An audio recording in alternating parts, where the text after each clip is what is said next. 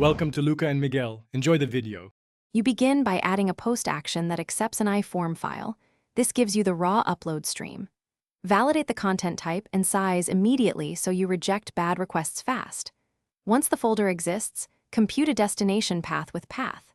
Combine and avoid string concatenation. This prevents path issues.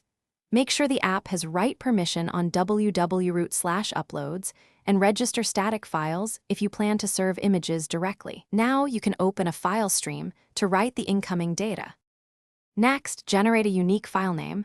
A GUID plus the original extension preserves format while preventing collisions.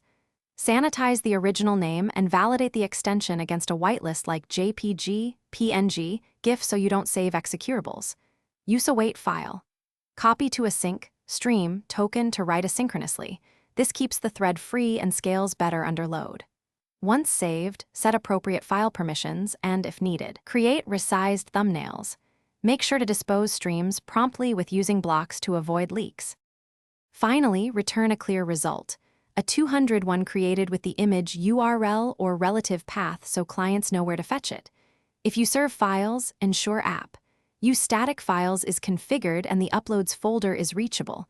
Once done, set caching headers if appropriate. Make sure to log failures and return meaningful error codes for client handling. Troubleshooting tip.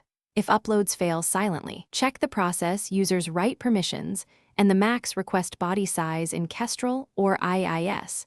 Those are the most common. Thanks for watching and please subscribe. It's the best investment you'll ever make.